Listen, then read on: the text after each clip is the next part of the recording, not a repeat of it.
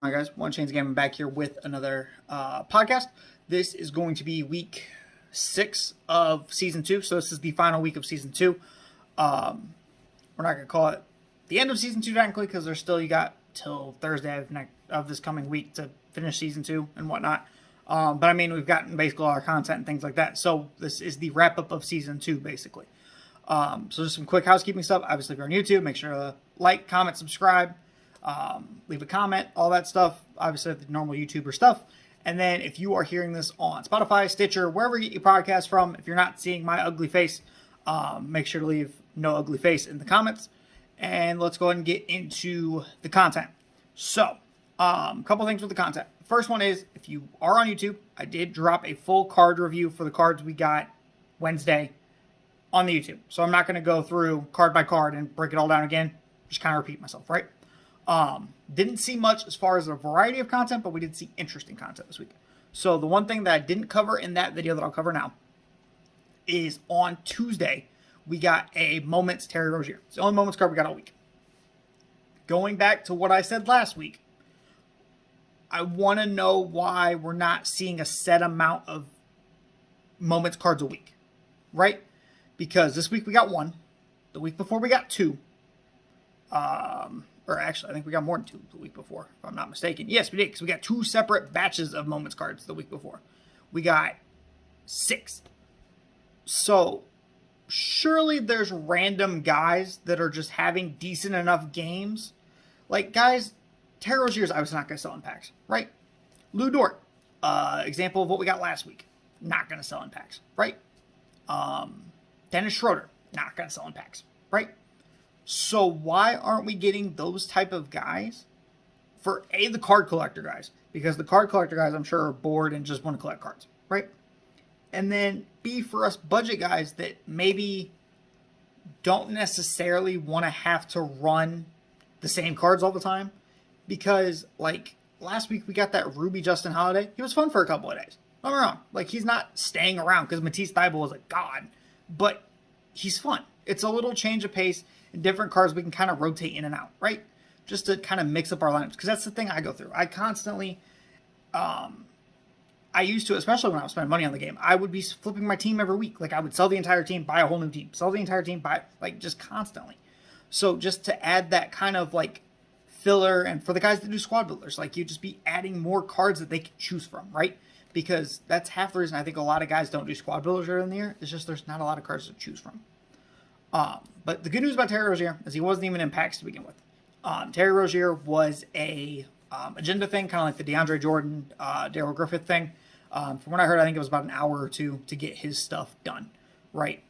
And then obviously we got the big drop on Wednesday. Kind of assumed it was going to be Wednesday once we officially found out that we weren't getting content on Tuesday, because I was assuming primetime packs, and then maybe we were going to get content Friday anyway. But we did end up getting the Mystic set. Obviously, with the big cards, the Giannis came out. The 75th cards being able to hold every badge, I think, is an interesting twist.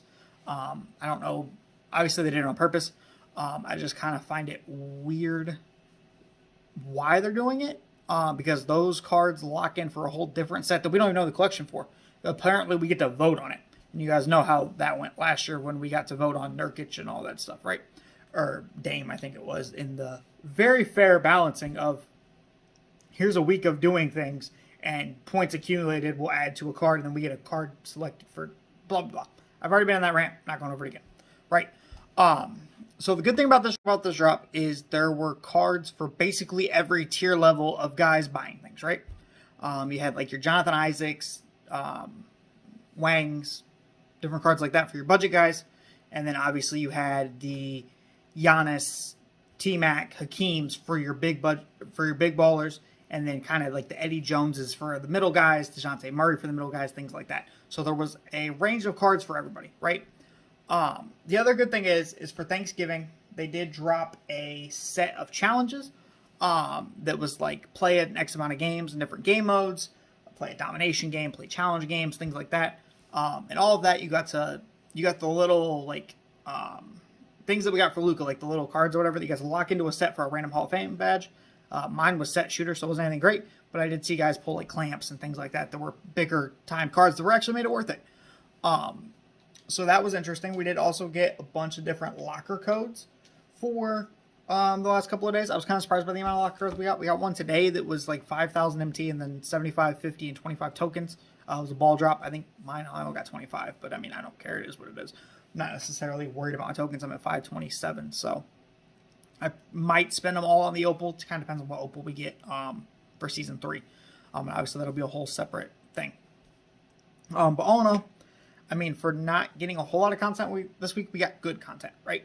The other thing that was interesting as far as content goes is on Friday, I was finishing up, editing up a couple of things and stuff, and they actually, it was late at night, like they just randomly tweeted out like 15 minutes before packs went out. They're like, hey, Black Friday packs, here you go. So Black Friday packs, let me actually pull them up here so I can read what they were, because I didn't end up buying any because they were VC only. Oh, they're gone.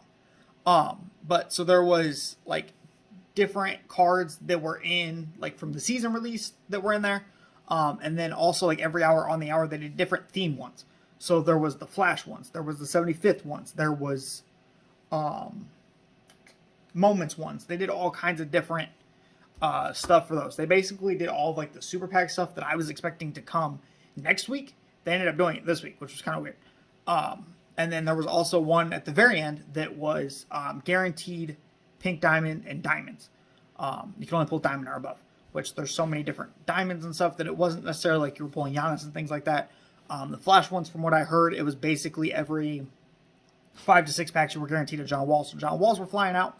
All these different cards were flying out, right?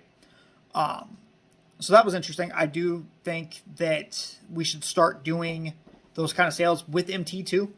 I still don't understand what the point of super packs is if they're going to be VC only. I assume it's because they're trying to still control the market because they don't want cards like your Hardens or things like that drop to like 10K. Because people are just ripping packs constantly, obviously, then the value of those cards is going to go down. But all in all, decent content week. Given the holiday and things like that, I didn't necessarily know what they were going to do. Also with the holiday thing, the other interesting part we'll get to is the 250K tournament. So for 250K, I went to go play my first game. I actually got disconnected. So unfortunately didn't get to make much of a run. Ended up deleting the Twitch vid just because I was a little mad. So didn't necessarily want that staying up. So that ended up getting deleted. But I mean, all in all, it is what it is. I'll sell off my cards, keep my MT, keep running the No Sweat Squad, and just try and save MT up for the next one. I think we got another 6 weeks till the next one. So we'll see how that goes. Hopefully by then I can get a little bit better and kind of figure out exactly what this team's going to look like, right? So that was my experience. Did see it looks like a lot of guys that normally qualified did qualify, so good for them. And then not a terrible content week. Like I said, obviously this is going to be a little bit shorter of a podcast just because there wasn't a whole lot of content to go over.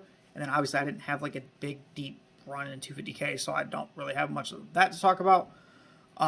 Another thing I do kind of want to touch on, because I was listening to Unbeatable Jacob and DBG and them on their podcast today, actually, because they did theirs today.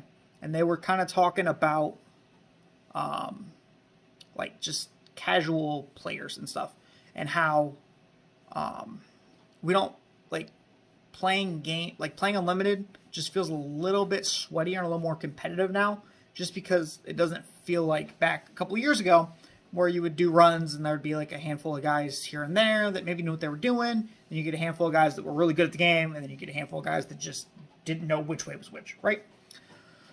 So for that, there's a couple of things. One, as I was talking about with somebody on Twitter earlier, I think that we've just stopped getting an influx of players. Whether that's because 2K's become money hungry and people just don't believe that they can go no money spent and have a chance. Whether that's people getting sweated a couple of times and just not wanting to come back to that because they truly want a casual experience.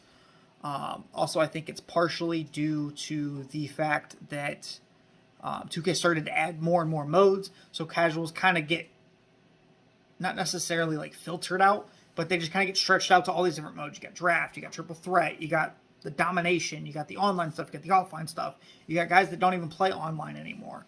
Like just all that different stuff I think has started, and then you add that with skill-based matchmaking. And I think it just compounded itself to where you're just playing somebody that knows the game. Even from my experience, I started playing online 2K, 2K18.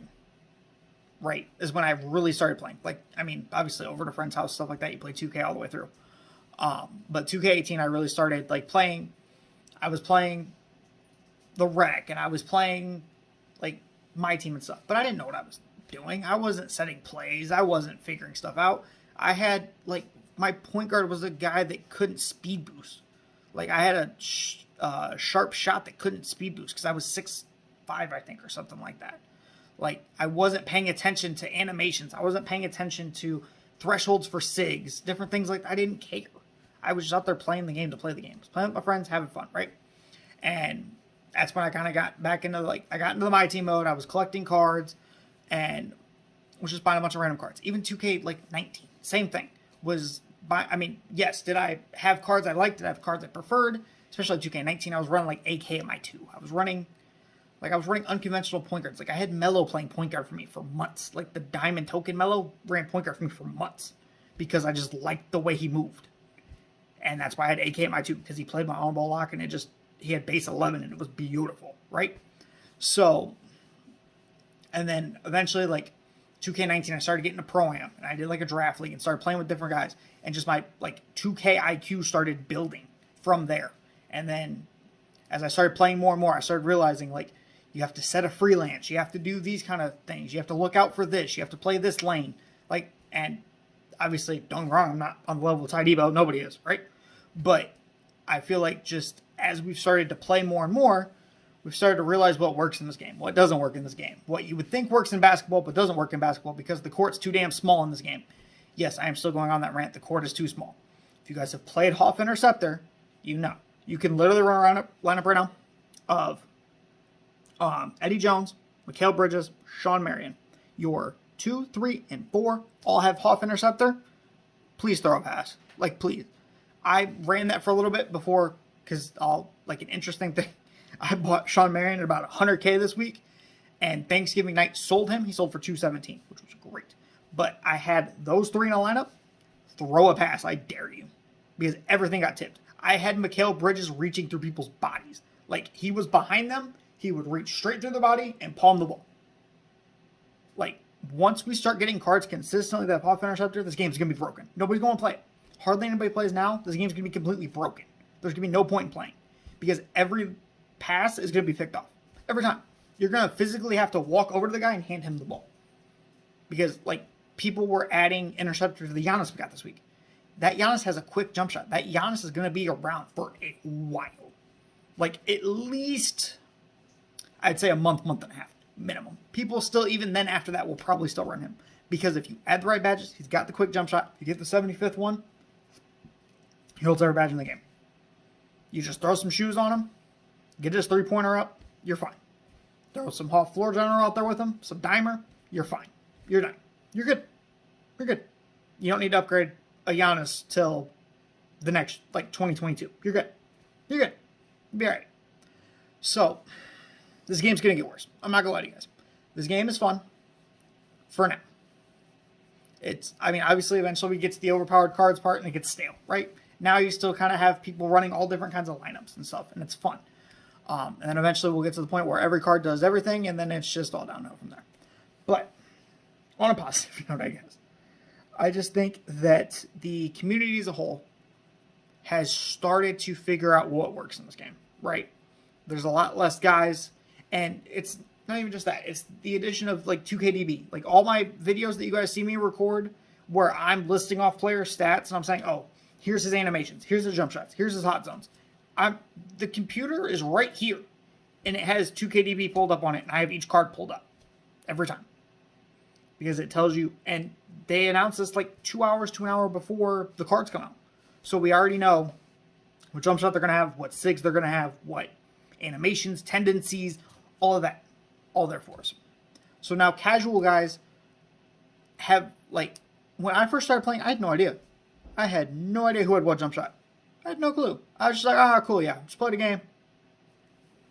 like, as I was playing, I would try out different cards, be like, oh, I like this guy's jump shot. I don't like this guy's jump shot. I like this guy's dribble sinks. I don't like this guy's dribble sinks. Like, I had no idea. I wasn't paying attention to YouTube tutorials on what dribble sinks were the best, who had the best jump shots, who had the best green windows. I had no idea.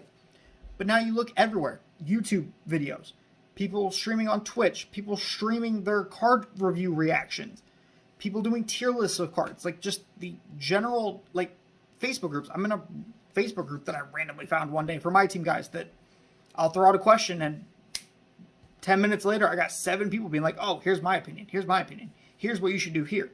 Like, there's just so much knowledge going around the community now that it's hard to be dumb on this game. It really is. It's just hard to be dumb. Because you can see, because just with the amount of people out there, there's going to be somebody that has a similar enough play style to where you can be like, hey, what are you doing right now?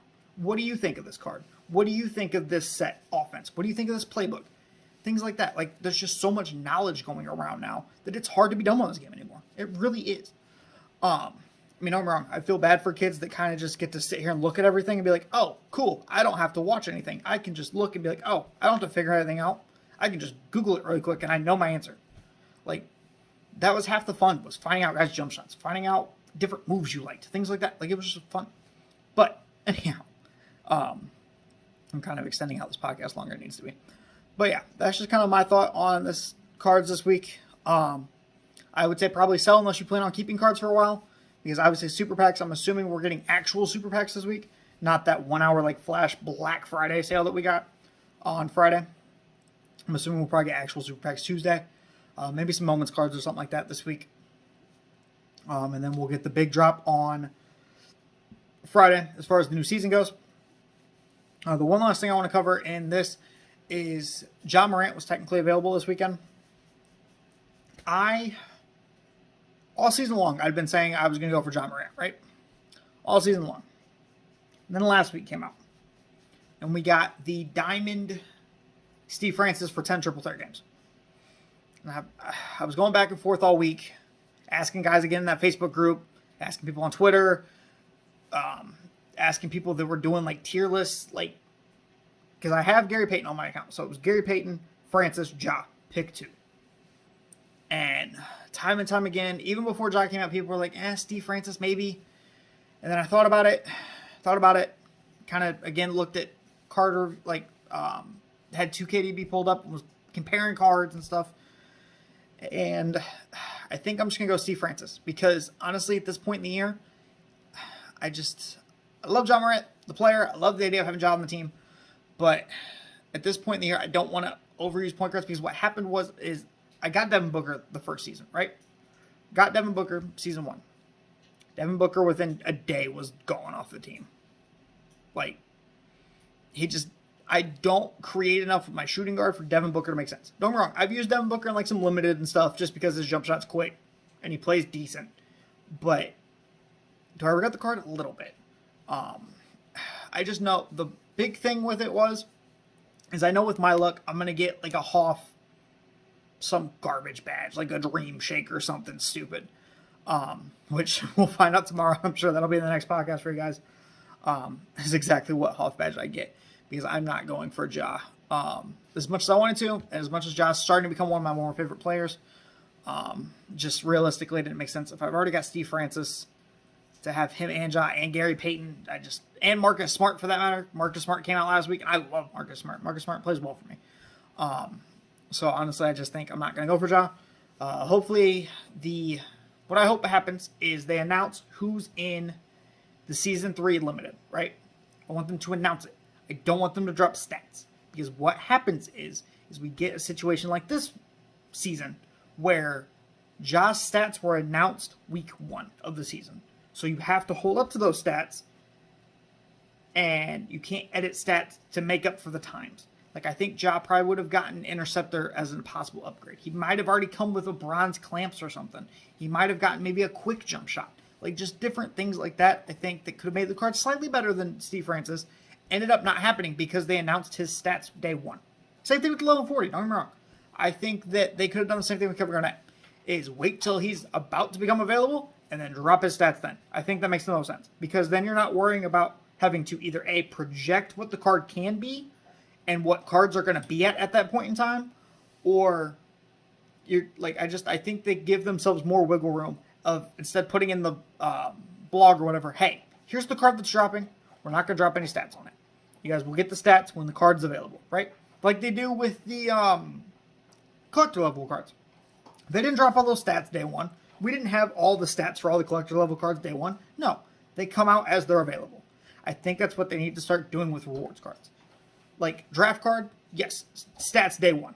Absolutely, because that card's available day one. Unlimited card, stats day one. It's available day one. Triple threat card, stats day one. Like, just all of that stuff makes more sense.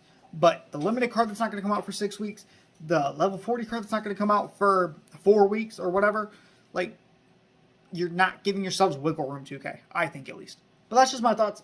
We go and wrap it there. So, again, let me know your guys' thoughts in the comments, and I will see you next week. And then also, we will probably do some sort of, I don't know, I'll probably do some sort of like content update for Friday with an actual YouTube video of all the cards that come out and stuff like that. So make sure to stay tuned for that. I'll catch you in the next one. Peace.